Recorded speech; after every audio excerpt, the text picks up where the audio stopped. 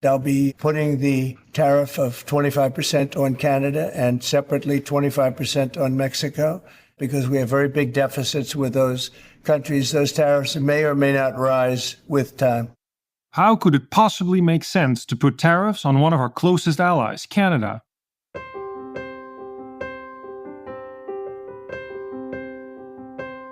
Welcome to the Lauder Institute at the University of Pennsylvania.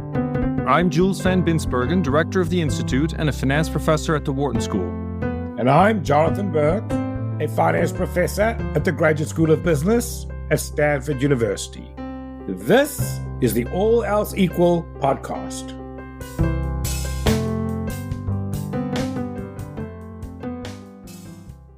Welcome back, everybody. Today we're going to talk about, I think, a topic that has received incredible amount of attention in the press the whole time, which is the tariffs that Donald Trump wants to impose, not just in countries like China, but also on our closest allies like Canada and European countries.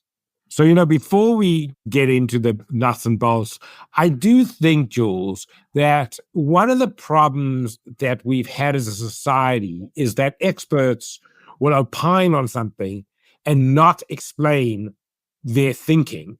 And then as a result, sometimes the experts take advantage of these situations. People later on realize they're wrong, and then people don't trust experts. So before we go there, I think it's worth our time to spend a little bit of time talking about the question of tariffs from an economic standpoint. And I think that one common wisdom amongst economists, and most of us were raised and educated that way, is that tariffs are a terrible idea no matter what. And I think that was, a dogma that was prevalent for a very long period of time. So let's at least derive the economic logic for why we arrived at that conclusion as a profession. So I think the best way of saying it is, if two people trade with each other, that has to make them both better off because they're choosing to make the trade, right? So how could that be bad? And so if two people want to trade with each other, why would you want to put anything in their way to achieve that trade? And I think the answer why that might be bad is it could make a third person worse off, right? Yeah, so let's think about the globalization wave that we've observed in the world in the last couple decades. And I think that the globalization wave has certainly benefited a large number of countries in the world that previously were not doing so well and had low GDP per capita. And I think that these developing countries, as they're called, have benefited a lot from the fact that globalization allowed them to produce goods at a cheap price and export them to developed countries. But who was worse off because of this? Well, clearly in the developed countries, there is a distribution of skill and a distribution of people that earn different types of wages and do different types of tasks. And probably the people in the left tail of the distribution were hurt by the fact that now these goods were produced abroad at a much cheaper price and they were competed out of the market. Yeah, so to be very specific, you can take a country like China. They produce very low quality goods. And then world markets open up and they start exporting these low quality goods. What that means is the rich countries get to buy these low quality goods at a very cheap rate.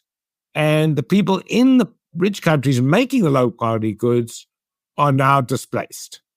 Now, most people are better off. All the people in China are better off because they had no access to high quality goods. Now they have some access to high quality goods, so they're better off. And all the people in the rich country, most of the people in the rich country are better off because they get to buy these low quality goods at a very cheap price. Problem is, there's some producers in the rich countries that used to make a living making low quality goods who now don't make the low quality goods. They have to find another job. And so when we listen to the political rhetoric these days, I think that this is exactly what we hear all the time. There are politicians that are arguing that we lost all of these manufacturing jobs to these other countries like China, and they want to do something about this. And so I think that despite the fact that I agree with you, Jonathan, that in total we're better off if we do the trade and people play to their competitive advantage, which in this case for China meant that they're producing these goods at this lower price and export it to the United States, we also need to be cognizant of the political reality. And the political reality is that politicians in countries that set policies, including tariffs, are not elected by the average person in the country. They're elected by the voters. And if there's a large fraction of voters that is discontent with the situation that we're in, then I think that that leads to a political unstable situation. In some cases, it might even lead to a revolution. So if too large a group of people within a developed country is feeling that they're being left behind and nobody cares about them, then that can lead to some of the, I think, political movements that we're observing today. Lots of people are worried about populist movements in many countries like in Europe and in the United States. And arguably, this could be one of the reasons for why we're seeing those movements. Yes, but Jules, I would say there's a simple solution. Most of the country's much better off. So why doesn't the government just tax the people some of the big benefits and give it to the people that were made worse off and solve the problem that way? I think that from a financial point of view, that might somewhat alleviate the situation. But I do think that we're missing a component here, Jonathan, which is that for people, the fact that they have a job doesn't just give them a salary. There's a deeper meaning component as well to being meaningfully employed and participating in the economic process. So just receiving subsidies from the richer people, if you have lost your job, I'm not sure that that's enough of a compensation. Now, I agree with that, Jules. I think that part of where we've made a mistake as society is not putting enough emphasis on job satisfaction. I guess my problem, though, is I don't see how a tariff could actually solve that problem in the following sense. The people who were making the products that we're now importing, if they went back to those jobs, I'm not sure they would get the same job satisfaction, because we would, this is one of the problems in society. We judge people based on the kind of jobs that they do, and those are viewed as not very attractive jobs. We agree there. Politicians want to get elected. And if a group feels ignored for a long time, and now it feels like something's being done, and finally we're hitting back in some sense, that in the short term, this can give a certain political satisfaction, despite the fact that in the long run, I think it's not going to solve anything, as you also think. I would say the really big worry I have is, we may have mishandled the people that were made worse off by globalization, but globalization added so much wealth. Taking away that wealth is going to make things infinitely worse. And I do think that, a lot of the political movements that have mainly worried about the fact that some people got really rich from something and others didn't, they generally focus on taking the top end of the distribution down rather than pulling the bottom end of the distribution up, right? And we've seen many examples of that historically, and none of those movements have been particularly successful and have led to disastrous outcomes. So I think indeed it's important to not fall for that. But again, it cannot just be saying what shouldn't be done. It's now time to find solutions of what should be done to actually start fixing the problem. Jules, I think you're right. I think the political ramifications are important. We've ignored them, and now we're paying that price. So why don't we introduce our guest, Jules? I mean, most economists, as Jules pointed out, are very much against tariffs and think they have very little role. And so our guest today is somebody who doesn't necessarily agree with that. Our guest today is Dani Rodrik. He is the Ford Foundation Professor of International Political Economy at the John F. Kennedy School of Government at Harvard University. He has written a book on the issues that we're discussing today, and we're thrilled that he's with us on the podcast. Dani, welcome to the show. Nice to be with you. Let's start with one of the first questions most people would ask about tariffs, which is, what's the historical track record? What have generally been the long-term and short-term consequences of trade wars and imposing tariffs? Historically, of course, tariffs have been very widespread, and it's actually very difficult to find countries that have not developed behind tariff walls. The United States, of course, caught up with Britain at the tail end of the 19th century behind very high tariff walls. Britain itself did not really relinquish protection until well into the Industrial Revolution in the middle of the 19th century. So we have a historic record that countries have often developed behind tariff walls, but that doesn't necessarily mean that tariffs cause development or are causally implicated, because we have also many countries in the developing world today that have used tariffs and trade policy to promote growth, and tariffs have not generated the growth. So the historical record is actually quite mixed. I think the difference really between cases that countries have used tariffs to good effect to promote infant industries, to catch up with technological leaders, and those that haven't, is whether tariffs are a part of a coherent strategy of domestic economic strategies rather than simply being used to shield or to protect the domestic economy from foreign competition. So if you just put up tariffs, all that it makes is some domestic investors richer.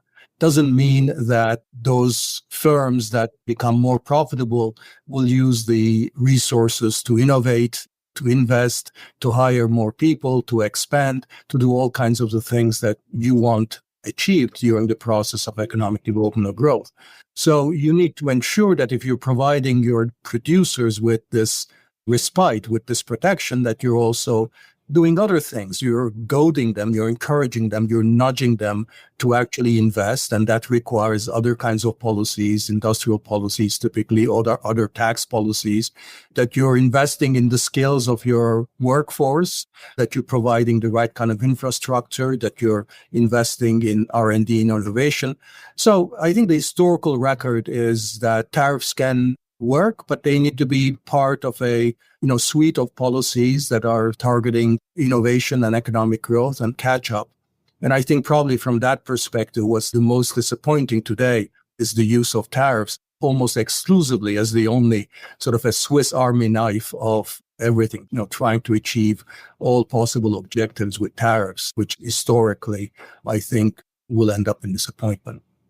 What's wrong with the basic intuition that if I want to trade with you and you want to trade with me, that makes us both better off? And that's, of course, the basic intuition of a market economy, that, you should not interfere in voluntary exchanges among individuals, consumers, producers. And I think that basic logic goes wrong in the presence of what economists call market failures, which is if you have externalities, spillovers, broader social effects, or, some of these firms are very large, have market power and so forth.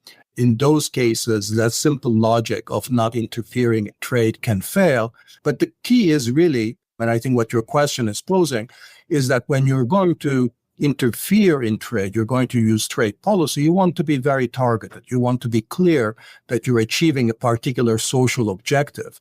And that social objective is one that would not be achieved by investors choosing what they do on their own.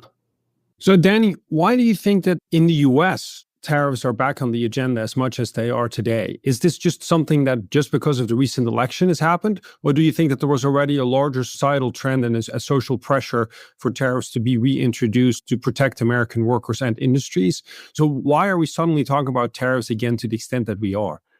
Yeah, I think by the 1990s, tariffs were very, very low in the US and other industrial countries. There was really even trade negotiations were no longer about tariffs. They were about other measures and domestic policies that were viewed as trade barriers and so forth. So this has really receded from the policymakers' radar. So I think a bunch of things happened. One, I think, is there was a general disappointment with how broad-based prosperity that era of free trade, or what I've called hyperglobalization, would produce. There were many segments of the workforce, non-college educated workers, and many particular sort of lagging regions, left behind regions that didn't benefit nearly as much. So there was a kind of a dissatisfaction with that period of hyperglobalization that showed in kind of a globalization backlash.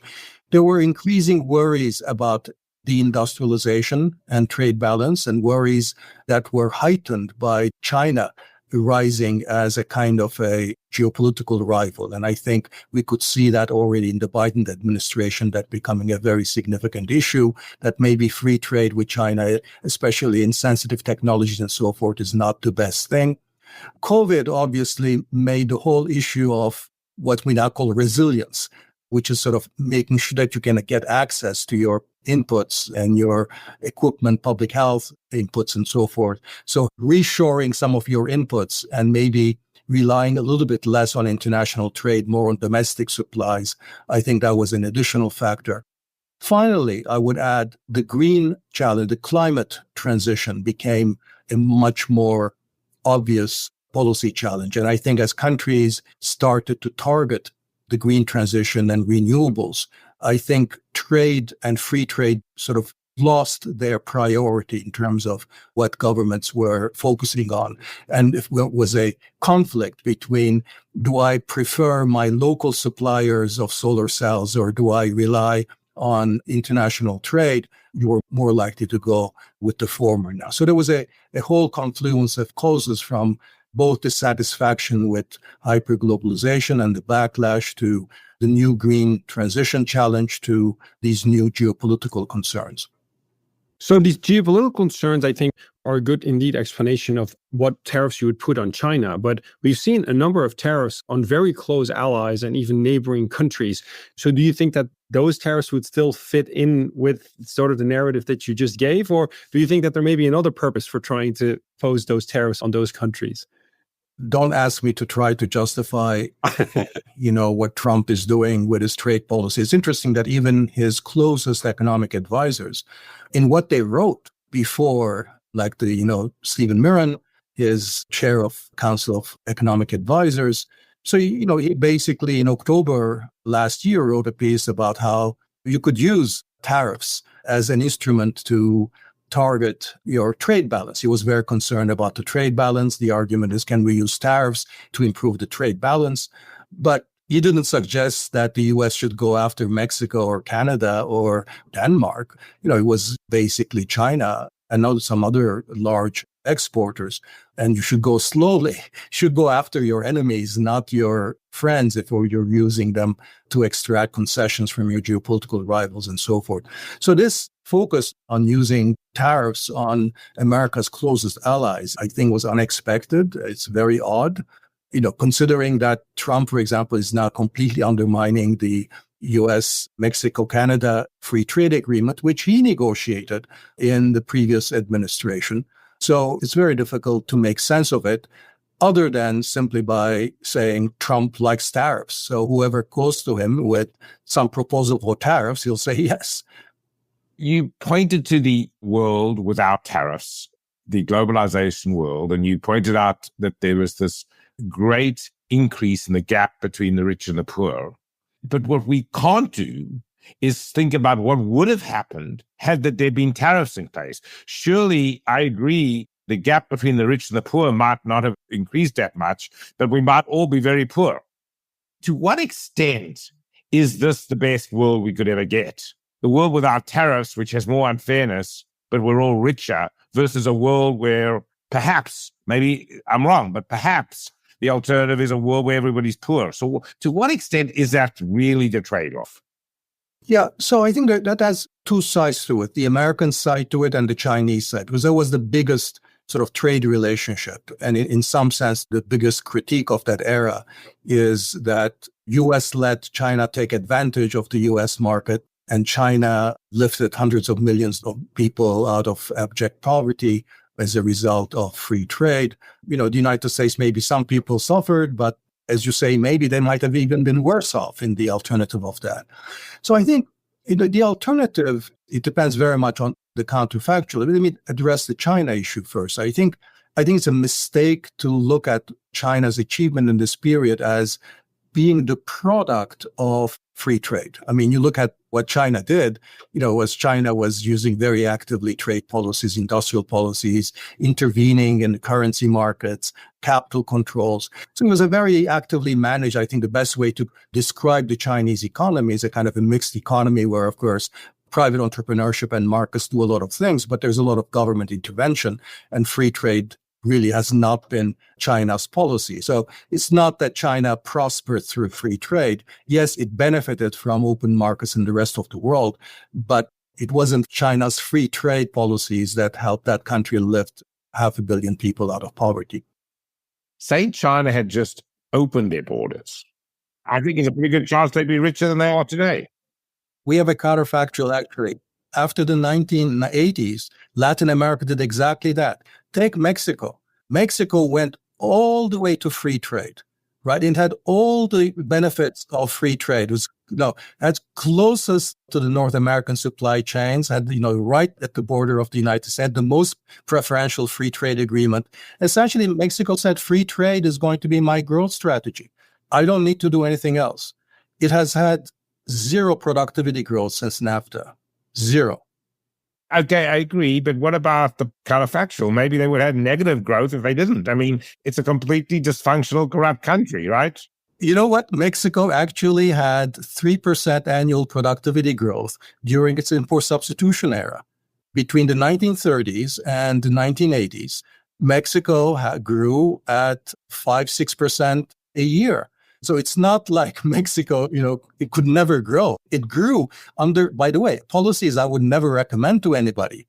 But there's no question that, so we've had, both kinds of counterfactual as to what happened to countries that actually went the full way to free trade, and also what those countries did in earlier periods when they had not gone full way to free trade and pursued actually policies that I would consider too protectionist. Now, on the US, what was the counterfactual? I don't think just blanket protectionism would have done much good. So I don't think that's what I would have advocated at the time. But I think there was a very big change between the 70s and 1980s on the one hand, and what happened after the 1990s and 2000s when China became. There was a very important shift in policymakers' mindset, which is that before the 1990s, before what I call the era of hyperglobalization, WTO and so forth, when you had certain segments of your economy come under threat, you would engage in temporary acts of quote unquote protectionism that economists wouldn't like, but there would be essentially ways of buying political support for the bigger picture, an open regime, but giving some protection to certain elements. So we have examples of that in the 1970s with the so-called multi-fiber arrangements, which were import quotas on textiles and garments from newly industrializing countries, essentially giving protection to producers in the United States and Europe, was a way of buying in support. Trade continued to expand very rapidly during this period, but it was a way of maintaining that, certain amount of support. Another example was actually what Reagan did. Reagan, an instinctive free marketer and free trader, during the 1980s negotiated voluntary export restraints with what was the export superpower then, which was Japan. So you had on steels and autos, they negotiated these, again, things that are quite hateful to economists because they're sort of, interfere in markets. But they were a way of buying political peace and maintaining the broader system in place. So there were regime maintenance through essentially short-term departures from the rules. Now, once WTO came into effect and we went full-blown into hyperglobalization, voluntary export restraints were made illegal. And when regions were swamped by imports, people lost their jobs. Essentially, what governments told their domestic electorates was, you have to grin and bear it. Get a training. Go move somewhere else. Get a job. And I think that is what really drove a lot of the sense of disenfranchisement of people who felt that, this process was really benefiting a group of international corporations, skilled professionals who could benefit from this global market while a bunch of people were left behind. And if you tried to get temporary protection, it was basically, it's your fault, go move somewhere else, get a job. So I think we mismanaged this. And there was a better way of essentially doing this, either through temporary measures or more gradual opening up that might have avoided the backlash. So that would have been my counterfactual history. So if we think about where we are now, and suppose that we would take the premises given that hyperglobalization has gone too far, if you had to choose between different policy measures to try to ameliorate that problem, the question is, this way of tariffs doesn't seem like the most effective way. What other policy measures would you propose given where we are now? I understand that gradualism before would have maybe been a better idea, but that train has left the station. So what other policies today do you think we could use? You're absolutely right. The train has left the station. So manufacturing really, especially job creating manufacturing, is not coming back.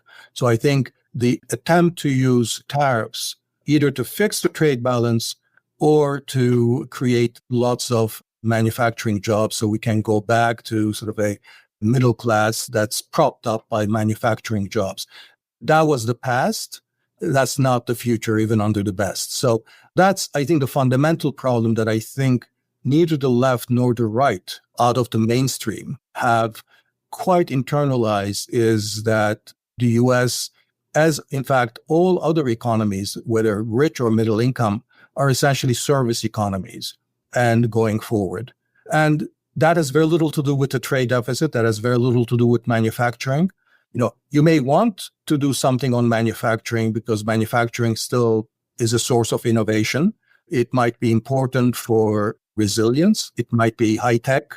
But if you want to do what President Biden set out to do and what President Trump says to do, that we want to create sort of a more inclusive prosperity by restoring our middle class back to health, the path doesn't go through your trade policies and through the trade balance. So what that means is that you need a very different set of strategies that are going to be focusing on where your workers are going to be. And most of those workers, not just today, 10 years from now, they're going to be in industries like long-term care or preparing food or in warehouse services. And those are not the jobs that actually require a lot of education. You don't need to have a college degree to be performing those things. So I think the only way we can move forward is really through strategies that are very, very different from the kinds of things that we're focusing on now on the trade front. But it would be using technology and organizational innovation to create much better jobs in these labor-absorbing, mostly domestic service sector jobs. And filling that picture would, I think, take us very far away from our focus on tariffs. But that would be sort of what I think we need to do. Clear. I just can't help but, as I listen to you, and wonder how much of this really is not just whatever world we live in is not a good world. I think back to the Charlie Chaplin muse. So there was a time when we were a manufacturing powerhouse and everybody was in manufacturing. And then Charlie Chaplin made a movie about the guy on the assembly line who's putting the nail in and he's walking home with his hand. Remember that movie? Still doing the same repetitive task. And everybody complaining how abusive manufacturing is. So now we no longer do that. So now everybody's saying, no, we want to go back to that. At some point, I just think it's people don't really want change. I don't know. Well, there's certainly that. I think economists are a little bit too quick to dismiss ordinary people's concern with job loss. Now, we know now from studies that economists have conducted that actually jobs are extremely meaningful. That's what gives people meaning and a sense of recognition, sense of social contribution. So there are some studies in this sort of stream of literature on life satisfaction that the value of a job might be 6 times the monetary value. So, you will never going to be compensating adequately people. Even if you were compensating them adequately financially for job loss, you're never really compensating them for the loss of social meaning. And that's just at the personal level. We also know, again, also from the work of economists, that there are huge social externalities from job loss, that it's not only people suffer, their families suffer. You have increases in crime rates, you have increases in drug addiction, you have increases in mortality, divorce. So these are things that I think we need to take a little bit more into account before we simply dismiss that people don't like change. Secondly, there is the issue of what kind of a change. You're right. Now that in the earlier transformation, in the original industrial revolution, when people moved from doing farm work, from being peasants to being production workers in manufacturing, you're right, those were terrible jobs. But once workers got organized, they actually ended up being relatively well-paid middle-class jobs. So with some delay, they ended up being actually not necessarily very good jobs. You were still doing fairly repetitive stuff. Today, I think where we're failing is that most of the deindustrialization that has happened in the advanced countries, it's not like people who've lost their jobs on the factory floor have moved to become, skilled professionals or bankers or lawyers or university teachers. I think many of the services that they have moved into are actually not only not more, sort of meaningful, they're also very poorly remunerated. And I think a lot of this will be self-employment. most people actually want to run their own small business. If you ask a lot of people who lost their jobs, what do you want to be? It might be, I want to open up my restaurant, or I want to become a beautician. So how can we actually make those jobs? Because that's really the reality of where the jobs are going to be. How do we make those jobs, better paying jobs? I think it's really much more about the organization of the jobs and the kind of technologies that they have access to in terms of increasing the ability, the kinds of things that they're able to do or the tasks that they can perform. And I think that this obsession on manufacturing and the trade balance and, how other countries are screwing us with tariffs, I think really misses the picture. And also going back to our early discussion of hyperglobalization. Hyperglobalization did not fall on our laps because it was God-made and we didn't have any choice. It was just policymakers that signed those trade agreements. It was large corporations that made investment decisions. And there was significant choices that were made in the construction. So one of the things in this discussion that I really hope that at the end of Trump, maybe we can get to is that the choice we face is not either Trumpism or going back to what we had before in the 1990s and 2000s, because that would be a very, very cruel choice. I think the task that we're facing up is actually being able to think about, can we create kind of a smarter globalization that works better for all? I think we have examples in the past. I think some elements of the Bretton Woods type of globalization up until the 1980s, I think was a much better balance between the prerogatives of national governments and the demands of international markets than what we had subsequently. So it's not a complete fantasy. Well, Dani, that was really interesting. I think you provided a very interesting perspective on the question of tariffs. Thanks for having me. It was a real pleasure. Good to talk to you. Thanks for listening to All Else Equal podcast. Please leave us a review at Apple Podcasts. We love to hear from our listeners. And be sure to catch our next episode by subscribing or following the show wherever you listen to your podcasts. For more information and episodes, visit alelseequalpodcast.com or follow us on LinkedIn. The All Else Equal podcast is a joint production of the Lauder Institute at the University of Pennsylvania and the Graduate School of Business at Stanford University, and is produced by University FM.